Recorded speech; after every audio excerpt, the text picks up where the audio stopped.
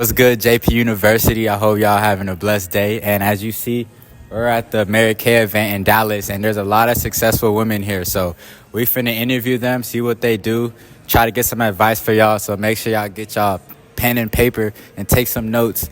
You feel me? So what's your name? My name's Melissa. Melissa, what do you do? I have been I do a lot of things, but I am a sales director with Mary Kay and have been for 28 of 29 years that I've been in. And then I'm also a mom of 6, and I am also passionate about young people, and I work in youth ministry as well. So how did you get to that point in sales? Well, when I started, I had never sold anything, and I didn't really have any interest in selling anything, but I was very drawn into our culture of our company is really about having your priorities in the right place. And I was very attracted at the time. I didn't have children, but I knew someday I wanted to have children, but I really wanted a career. Yeah. And so I thought, well, it seems like they were willing to teach and said that it was really about building people, not selling. And that was what attracted me. Was I thought I can build people and make friends, and at worst case, if I make a little extra spending money and prove it's not for me, I'll move on. And 28 years later, it has allowed me to raise my kids and have the priorities that I've always wanted. So what do you think is the secret to sales? Actually, I think it's relationship building. Yes. Networking? Yes. Actually, even more than networking, just truly, genuinely caring about other people. People want to be seen and heard, and they want to be made to feel valuable because they are. God made them that way. Yeah. And so that's really what I think success in our world, and success even as a human being, God made us for relationships. And so if you build good relationships, then it builds trust. And then also having a great product, because you can't build relationships and then share something with someone that you don't believe in and know is going to serve them as well, because otherwise that wouldn't be a good relationship. Yeah, thank you. Yeah. Y'all, that was the sales director of Mary Kay, and she said the secret to sales is building relationship. But she said building a relationship is different from networking. So you really gotta get close to these people, build relationships, and that's what she said was the secret to sales. So y'all take note on that. All right, what's your name? I'm Kimberly Woods. I'm from Fishers, Indiana. All right, so what do you do? Currently, I'm a mental health therapist, and I also run a coffee shop and have a skincare and cosmetics company with Mary Kay. So how did you get to where you're at today? Honestly, I went through college and just went back to back. So as soon as I was done with my undergrad, I went and immediately got my master's, and then shortly after went and immediately started my doctorate program.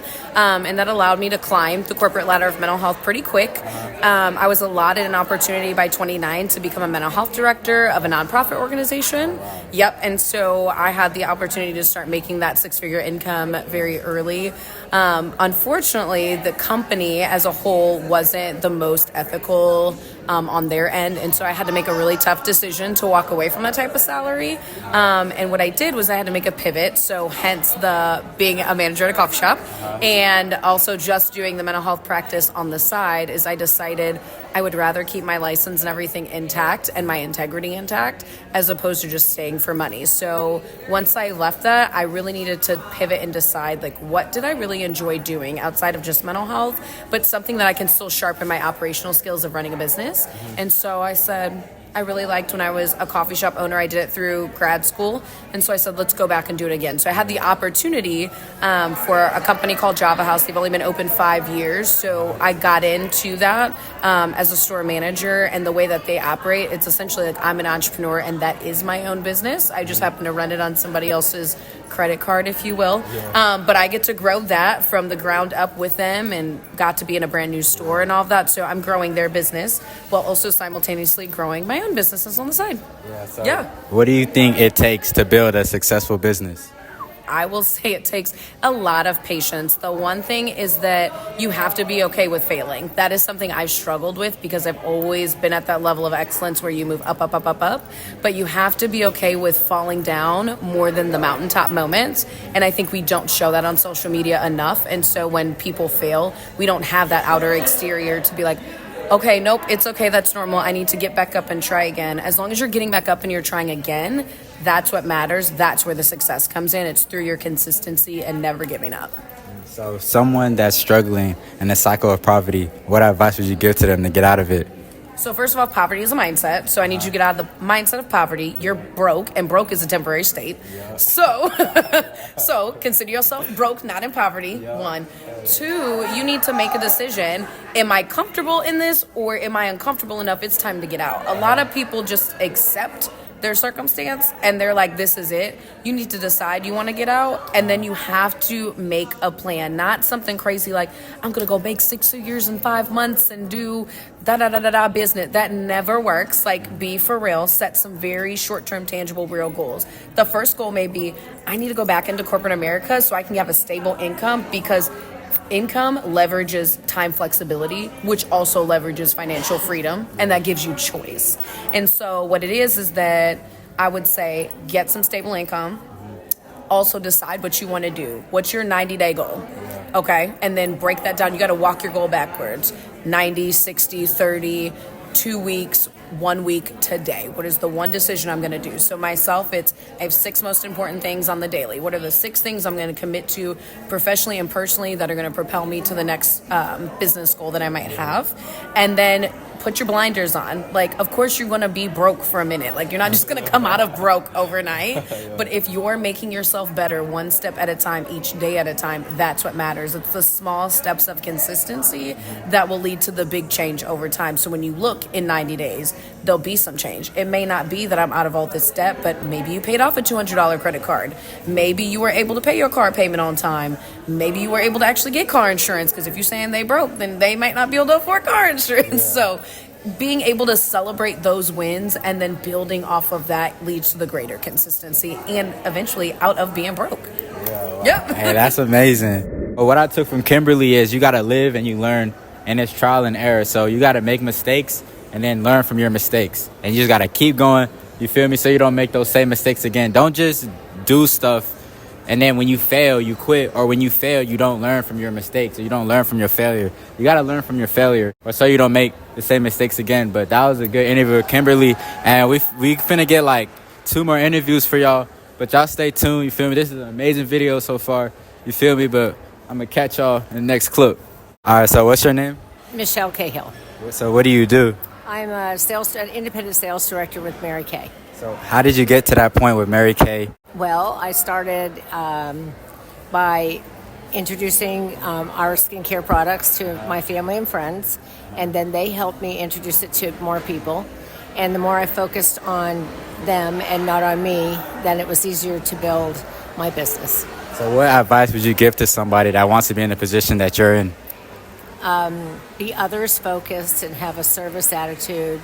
So how important do you think college is? I think there's 2 ways to look at it. There's trades and then there's college. Mm-hmm. And I think you should take one or the other path.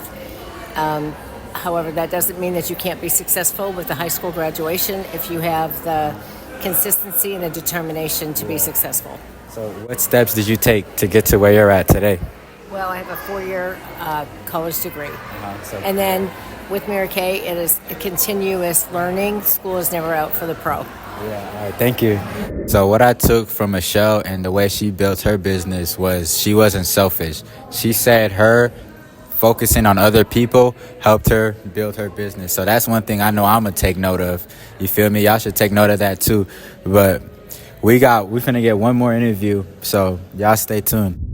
I'm Toya Green. Toya Green. So what do you do, Miss Toya Green? I'm a director with Mary Kay Cosmetics. So how did you get to that point? Well, actually, it came out as a result of loving people and wanting them to have the best skincare as possible. Yeah. So what steps did you take to get to that point? Well, first, what I did was I introduced them to the product. It's amazing. Yeah. It's amazing. You know, anybody with skin, I always say, if you got skin, I got something for you. Yeah. Because we're the #1 skincare product in the world. Get excited. Yeah. In the world. And I told them, try this. Yeah. And tell me, how does your face feel? And I was like, people were like, oh my gosh, I never felt like this. Yeah. Oh my goodness. And then we just encouraged them along the way. Yeah. And the more faces I touch, the bigger my business got. Yeah. Okay? So what advice would you give to someone to build a successful business? Okay. My advice would be, don't let no be stop. because you're going to hear no a lot. Yeah. But you keep going and going until you achieve that goal because it's there for the having. Okay? Yeah, thank you, Miss Toya. You're welcome. Hey, y'all heard Miss Toya Green. She said you got to keep going and you can't take no. So once you start your business, you feel me? Just keep going and learn from your mistakes and really get your product out there, meet people, show people your product. So, yeah, that's what I took from Miss Toya Green. All right, JP University, that's the end of the video. So we got some more coming. You know what I'm saying? So make sure y'all subscribe, like the video. Another video is coming soon. You feel me? But it was some good interviews, good knowledge. Hopefully y'all took some out of it. You should have. If you didn't, then rewatch the video. But I'm gonna catch y'all in the next one.